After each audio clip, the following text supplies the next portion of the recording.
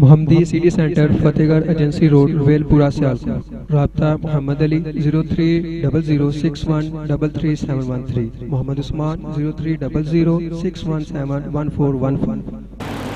السلام علیکم ورحمۃ اللہ۔ آج جس مرکز کے اندر آپ اور میں حاضر ہیں، دل کی گہرائیوں سے دعائیں نکل رہی ہیں۔ وہ ولی کامل جنہوں نے اس مرکز کی بنیاد رکھی، آج لوگ گھر بناتے ہیں اپنی ذاتی رہائشوں کے لیے، آج لوگ سوچتے ہیں اپنی ذات کے لیے، آج فکر کی جاتی ہے اہل و عیال کی بہتری کے لیے۔ لیکن کیا خوش قسمت تھے وہ بزرگ جنہوں نے اگر سوچا، غور کیا، عمل کیا، اللہ کے قرآن محمد عربی کے فرمان کو عام کرنے کے لیے۔ دعا کیجئے اللہ رب العزت جنہوں نے یہ پودا لگایا تھا، آج وہ پودا رانا محمد شفیع خان پسروری کی صورت میں، حافظ رانا خلی خان پسروری کی صورت میں اللہ کے فضل و کرم سے ایک سایہ دار درخت بن چکا ہے، جس کے سائے کے اندر مرکزی جمعیت اہل حدیث یوتھ فورس پسرور ہی نہیں بلکہ ضلع نارووال بھی اللہ کے فضل و کرم سے فخر کر رہا ہے۔ اب میں جس شخصیت کو خیالات کے اظہار کی دعوت دینے جا رہا ہوں، تعارف کی محتاج تو نہیں، میرے لیے اعزاز ہے کہ میں اپنے اس رہنما، اپنے اس بھائی، جماعت کے انمول ہیرے، نوجوانوں کے اندر جماعتی تحریک پیدا کرنے والے، دن رات شہر شہر، بستی بستی، نگر نگر جماعت کا پیغام پہنچانے والے نعروں کی گونج میں دعوت دوں گا اپنے بھائی صدر اہل حدیث یوتھ فورس پاکستان حافظ فیصل افضل شیخ صاحب کو میں نعرہ لگاؤں گا، آپ نے جواب دینا ہے۔ نعرہ تکبیر، نعرہ تکبیر، شان مصطفیٰ، عظمت مصطفیٰ، مرکزی جمعیت اہل حدیث یوتھ فورس پاکستان۔ السلام علیکم ورحمۃ اللہ وبرکاتہ۔ الحمد للہ الذی لم يتخذ ولدا ولم يكن له شریک فی الملک ولم يكن له ولی من الذل وکبرہ تکبیرا۔ اللہم صل وسلم علی نبینا ومولانا محمد صلی اللہ علیہ وسلم وبارک وسلم ثم صل علیہ۔ رب اشرح لی صدری ویسر لی امری واحلل عقدۃ من لسانی یفقہوا قولی واجعل لی وزیرا من اہلی۔ اما بعد، قال اللہ تبارک وتعالی فی القرآن المجید والفرقان الحمید۔ اعوذ باللہ السمیع العلیم من الشیطان الرجیم، بسم اللہ الرحمن الرحیم۔ الہاکم التکاثر حتی زرتم المقابر، کلا سوف تعلمون ثم کلا سوف تعلمون، کلا لو تعلمون علم الیقین لترون الجحیم ثم لترونها عین الیقین ثم لتسألن یومئذ عن النعیم۔ صدق اللہ مولانا العظیم وصدق رسوله النبی الکریم ونحن على ذلك لمن الشاہدین والشاکرین والحمد للہ رب العالمین۔ ہر قسم کی حمد و ثنا، بزرگی، برتری، بڑائی، تسبیحات، تکبیرات اللہ بزرگ و برتر کے لیے جو اس کائنات کا خالق و مالک، رازق، حاجت روا، مشکل کشا، داتا، گنج بخش، رنج بخش، فیض عالم، غوث اعظم، دستگیر، علی کل شیء قدیر ہے۔ درود و سلام ان گنت، لا تعداد، بے شمار، کروڑا کروڑ، اربع ارب درود و سلام آقا و مولا حضرت محمد مصطفیٰ احمد مجتبیٰ صلی اللہ علیہ وآلہ وسلم کی ذات اقدس پر۔ شکر گزار ہوں برادر مکرم رانا محمد خلیل خان صاحب پسروری حفظہ اللہ تعالیٰ کا کہ انہوں نے یہاں مدعو کیا، اور شکر گزار ہوں برادر مکرم حضرت رانا محمد شفیق خان صاحب پسروری حفظہ اللہ تعالیٰ کا کہ انہوں نے یاد رکھا۔ اور حقیقت بات یہ ہے کہ میں یہاں کسی مہمان کی حیثیت سے نہیں بلکہ خانوادہ پسروری سے اپنے خاندان کی برسوں پرانی نیازمندی اور تعلقات کو نبھانے کے لیے ایک میزبان کی حیثیت سے یہاں حاضر ہوا ہوں۔ احباب گرامی قدر، میں نے جو سورہ مبارکہ آپ احباب کے سامنے پڑھی ہے، اس میں اللہ تعالی ہماری غفلتیں جو دن رات ہم اپنی روزمرہ زندگی میں جس کا مظاہرہ کر رہے ہیں اس کی طرف نشاندہی کر رہے ہیں، ہمیں تنبیہ کر رہے ہیں۔ ہم نے اس زندگی کو ہمیشگی کی زندگی سمجھ رکھا ہے جس کی حیثیت ایک مسافر خانے سے زیادہ نہیں ہے، جو دارالعمل ہے، جو چند روزہ ہے، اور جہاں ہمیں صرف کچھ لمحات کے لیے بھیجا گیا ہے کہ بنی نوع انسان کو اللہ نے پیدا ہی جنت کے لیے کیا تھا۔ شیطانی وسوسے کے نتیجے میں ہم آج دنیا میں ہیں، لیکن اللہ ہمیں چاہتے ہیں کہ ہم واپس جس جگہ کے لیے، جس جنت کے لیے ہمیں پیدا کیا گیا وہیں واپس جائیں۔ لیکن آج افسوس کی بات یہ ہے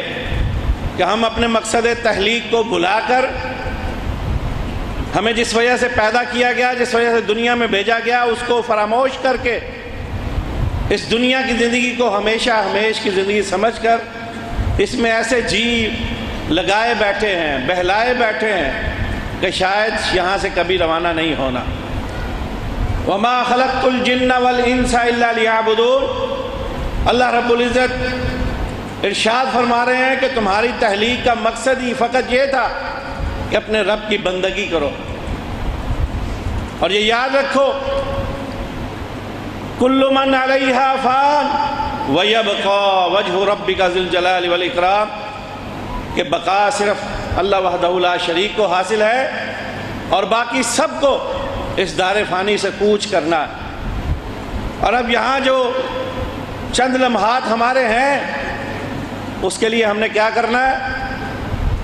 وہ کس لیے ہے؟ یہ زندگی جو ہمارے پاس ہے وہ ہے کس لیے؟ الذی خلق الموت والحیات لیبلوکم ایکم احسن عملا۔ اللہ فرما رہے ہیں یہ زندگی اور موت جو ہم نے پیدا کی ہے، جس کے مرحلوں سے تم نے گزرنا ہے، فقط اس کا مقصد یہی ہے، لیبلوکم ایکم احسن عملا، کہ تم میں سے کون اللہ اور اس کے رسول کی تعلیمات کے مطابق اپنی زندگی بہتر گزارتا ہے، اچھے اعمال کے ساتھ، اللہ اور اس کے رسول کی تعلیمات کی فرما برداری میں، توحید باری تعالیٰ پر پختہ عقیدہ رکھنے میں، جناب رسول اللہ صلی اللہ علیہ وسلم کی تعلیمات اور آپ کی سنت کی پیروی میں آپ کی اتباع کرتے ہوئے کون اس زندگی کو گزارتا ہے؟ الذی خلق الموت والحیات لیبلوکم ایکم احسن عملا۔ ہونا تو یہ چاہیے تھا کہ ہم اتباع رسول میں اپنی زندگیوں کو بسر کرتے، عقیدہ توحید سے ہماری پختہ وابستگی ہوتی، اور حقوق اللہ کے ساتھ ساتھ حقوق العباد کی ادائیگی میں ہم کوئی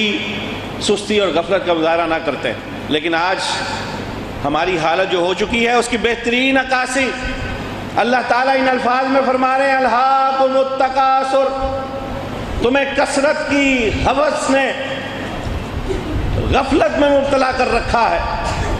تمہیں مال کی ہوس نے، تمہیں جائیداد کی ہوس نے، تمہیں اس دنیا کے جاہ و جلال اور اس کے مال کی ہوس نے فریب، دھوکہ اور دجل میں مبتلا کر رکھا ہے۔ اللہ فرماتے ہیں تم اس قدر اس دجل اور فریب میں مبتلا ہو چکے ہو، اس دنیا کے دھوکے میں اس قدر ڈوب چکے ہو، حتیٰ زرتم المقابر، کہ قبر کی دیواروں تک شاید یہ تیرا دھوکہ اور فریب نہ اترے۔ کس چیز نے تمہیں دھوکہ دے رکھا ہے؟ اور جوانوں، اس دنیا کی زندگی کی حقیقت اگر سمجھنا چاہتے ہو تو اس مجلس میں بھی موجود بزرگوں کی طرف دکھا لو، ایک نگاہ دہرا کے دیکھ لو کہ تیری زندگی کی حقیقت کیا ہے۔ اللہ الذی خلقکم من ضعف ثم جعل من بعد ضعف قوة ثم جعل من بعد قوة ضعفا وشیبا یخلق ما یشاء وهو العلیم القدیر۔ اللہ کہتے ہیں انسان تیری اوقات تو فقط یہ ہے کہ تو دنیا میں آیا کمزور تھا، ناتواں تھا، لاچار تھا، بے بس تھا، بے کس تھا، تیری سماعت محدود، تیری بصارت محدود، تیرے منہ میں دانت موجود نہیں تھے، تو چلنے پھرنے سے قاصر تھا، تیرے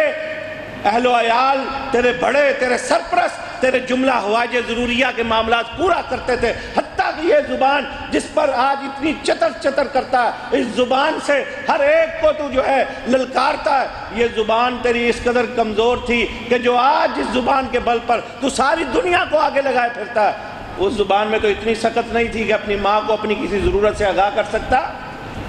تو چیخ کر اور رو کر اپنی بھوک کا احساس اپنی ماں کو کرواتا تھا اور وہ تجھے اپنے سینے سے لگاتی تھی۔ آج اللہ کہتے ہیں تجھے میں نے جوانی کی زندگی عطا کی ہے، اور اس جوانی کی زندگی میں آ کر تو اس دنیا کی حقیقت کو فراموش کر بیٹھا ہے، تو اس بات کو فراموش کر بیٹھا ہے کہ تو اس دنیا میں آیا کیسے تھا، تیری ابتدا کس حقیر پانی سے ہوئی، اس کو فراموش کر بیٹھا ہے۔ ثم جعل من بعد ضعف قوة، جب جوان ہوتا ہے اس دنیا کی زندگی کی ساری نعمتیں صلاحیتوں کے اعتبار سے، طاقت کے اعتبار سے، قوت کے اعتبار سے، حسن کے اعتبار سے، دنیاوی لذتوں کے حصول کی سکت رکھنے کے اعتبار سے، جب ہر چیز اللہ بدرجہ عدم تجھے تیری زندگی میں عطا کر دیتے ہیں، تو آ کے اپنے رب کو فراموش کر دیتا ہے، بھلا دیتا ہے، تو اس دنیا کی حقیقت کو بھول جاتا ہے کہ ایک دن تو نے یہاں سے جانا ہے، اے مسافر تو نے ایک دن یہاں سے جانا ہے، اور یاد رکھ جس اس دنیا کی حقیقت سمجھنے کے لیے یہاں موجود بزرگوں کے چہروں پر نگاہیں ثبت کر لے، تجھے یہی سبق کافی ہے کہ جس طرح تیرا بچپنا ایک خواب کی طرح تیری زندگی سے گزر گیا، تیری جوانی بھی تیرے اوپر سے گزر جائے گی، اور یہ تیرے حسین بال، تیرا یہ حسین چہرہ جس کے حسن پر تو مان کرتا، جس جسم کو سنوارنے کے لیے تو طرح طرح کے جتن کرتا ہے، تو اس جوانی کے نشے میں اکڑ اکڑ کے زمین پہ چلتا ہے، جلد چہرے کا یہ حسن ڈل جائے گا، تیری یہ طاقت، جوانی کی طاقت تجھے جواب دے جائے گی، چلنا پھرنا تجھ سے دشوار ہو جائے گا۔ ثم جعل من بعد ضعف قوة وشیبا، حتیٰ کہ یہ جوانی ڈل کر بڑھاپے اور کمزوری اور لاچارگی کی طرف تجھے لے جائے گی۔ اس وقت پچھتائے کیا ہوا؟ اللہ فرماتے ہیں حتیٰ زرتم المقابر کلا سوف تعلمون، اگر اس غفلت کے سمندر سے غوطہ لگا کر باہر نہ نکلے تو ایسا نہ ہو قبر کی دیواریں جب تجھے اپنی آغوش میں لے لیں، اس وقت اگر پچھتاؤ گے، پچھتائے کیا ہوا جب چڑیاں چگ گئی کھیت، اس وقت کچھ ہاتھ نہیں آئے گا۔ کلا سوف تعلمون، اللہ کہتے ہیں اگر تیری غفلت کا یہ عالم قبر کی دیواروں میں ٹوٹا تو یاد رکھنا کلا سوف تعلمون، پنجابی میں کہتے ہیں نا لگ پتا جائے گا، لگ پتا جائے گا، آؤ میرے بھائیو، ایسا نہ ہو اس وقت سے پہلے پہلے اپنی غفلت کے اس معاملے کو دور کر لو، اور آؤ اس سورہ مبارکہ کے آخری آیہ مبارکہ میں اللہ تعالیٰ کیا ارشاد فرماتے ہیں، ثم لتسألن یومئذ عن النعیم۔ یہ نہ ہو اللہ نے تجھے مال دیا، جائیداد دی، یہ جوانی دی، یہ حسن دیا، دنیا کی یہ سب نعمتیں تجھے عطا کی، اور اسی غفلت میں تو ڈوبا رہے جو سب کچھ رب کی عطا ہے، اسی کے فریب میں مبتلا ہو کر تو اللہ کی نافرمانی کرتے کرتے کرتے کرتے قبر کی دیواروں تک پہنچ گیا۔ اس دن یاد رکھنا، جب قبر کی دیواروں تک پہنچ گئے اس وقت تیرے پاس یہ سکت نہ ہوگی کہ تو کچھ دے دلا کے اپنا کھاتا سیدھا کرا لے۔ یوم تری المجرمین مشفقین مما فیہ یقولون یا ویلتنا ما لہذا الکتاب لا یغادر صغیرۃ ولا کبیرۃ الا احصاها ووجدوا ما عملوا حاضرا۔ یہ دونوں ہمارے ارد گرد جو موجود ہیں یہ سب کچھ لکھ رہے ہیں، کوئی برائی کر، نیکی کر، اچھائی کر، کسی کا بھلا کر، کسی کا برا کر، اللہ کی فرما برداری کر، اللہ کی نافرمانی کر، کچھ تچھ بھی کر، یہ کچھ نہیں چھوڑیں گے، سب کچھ صحیح صحیح لکھ کے تیری ڈائری اوپر رب کے سامنے پیش کر دیں گے۔ وَلَا يَظْلِمُ رَبُّكَ أَحَدًا، اللہ کہتے ہیں کسی کے ساتھ میں ظلم نہیں کرنا چاہتا، جو کچھ کیا دھرا ہے وہ تیرے سامنے آ جائے گا۔ اس وقت سے پہلے پہلے آؤ میرے بھائیو، آؤ، اللہ نے جو جوانی کی نعمت تجھے عطا کی ہے، جو زندگی کی نعمت عطا کی ہے، اس کا کچھ کر لیجئے۔ حضرت عبداللہ ابن مسعود رضی اللہ تعالیٰ عنہ فرماتے ہیں اللہ نے تجھ پر جو نعمتیں کی ہیں ہر نعمت کا تجھ سے سوال کیا جائے گا، جو زندگی دی ہے اس کا سوال ہوگا، جو مال تجھے دیا ہے اس کا سوال ہوگا، کمایا کہاں سے، خرچ کہاں سے کیا، اور اسی طرح اللہ پوچھیں گے تم سے میں نے جو جوانی کی تھی وہ دی تھی وہ کہاں خرچ کی، میری فرما برداری میں، میری حدود کی پابندی میں، یا میری حدود کو جو میں نے تجھ پر حدود نافذ کی تھی، اپنی شرم کی حفاظت کر، اپنی نگاہ کی حفاظت کر، اپنے کردار کی حفاظت کر، اپنی سیرت کی حفاظت کر، ان کو پامال کرتا رہا اپنی جوانی کے روز و شب میں، تیری شامیں تیری راتیں کہ اللہ کی نافرمانی کی دہائی دیتی نظر آتی ہیں، یا تو نے اللہ اور اس کے رسول کے ڈر سے اپنی جوانی کو بچا کر اور محفوظ کر کے رکھا تھا۔ جب تو اس حال تھا کہ کما سکے تو نے ڈاکے ڈال کر لوگوں کا حق کھا کر مال جمع کیا تھا، نہ حق اور حرام جمع کیا تھا، یا اللہ کے حلال کردہ ذرائع سے اپنے لیے مال و اسباب جمع کیا تھا، اور جو جمع کیا تھا وہ کہاں خرچ کیا تھا۔ ثم لتسألن یومئذ عن النعیم، اللہ ہر نعمت کا تجھ سے سوال کریں گے، اور یاد رکھنا ایک قدم بھی اٹھا نہ سکو گے جب تک جواب نہ دے سکو گے۔ آؤ، یہ جوانی تمہارے پاس اللہ کی نعمت ہے، اس کی جواب دہی کا احساس کرتے ہوئے آؤ میرے بھائیو اس وقت کو گزارو، اور اللہ یہ بھی پوچھیں گے جو میرے دین کا علم حاصل کیا تھا کتنا کیا تھا اور کیسے اس پر عمل کتنا کیا تھا،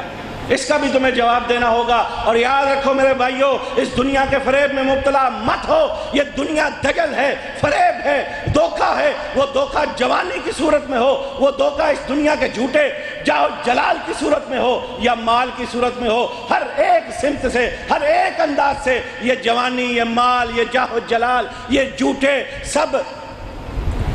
منصب اور یہ سب کچھ، یہ ہمارے لیے فریب کے سوا کچھ نہیں ہے، اور ہم اس کے ساتھ ایسے جی لگائے بیٹھے ہیں، شاید یہیں بیٹھے رہنا ہے، شاید کوئی حساب و کتاب نہیں ہوگا، شاید کوئی میزان نہیں لگے گا، ہم ایسے ہی ساری دنیا گزارتے رہیں گے، اللہ کی نافرمانی بھی کرتے رہے، چلتا رہے گا۔ نہیں میرے بھائی، سب کچھ کا حساب دینا پڑے گا، تیرے اور میرے اعمال کا تول لگے گا، میزان لگے گا، ایک ایک نیکی تلے گی، وہ نیکی رب کے لیے کی یا اپنی شہرت کے لیے کی، رب کی راہ میں مال خرچ کیا، رب کی رضا کے لیے کیا یا اپنے نام کے لیے کیا۔ حاجی صاحب بڑا خرچ کرتے ہیں، تقاریر سے لوگوں کو رلانے والوں، تقاریر سے لوگوں کے سامنے اپنی خطابت کے ڈنکے بجانے والوں، تمہیں بھی حساب دینا پڑے گا۔ رب کی رضا کے لیے، اس کی دین کی سربلندی کے لیے تقاریر کی، خطاب کیے، یا صرف اپنی واہ واہ کے لیے کیے۔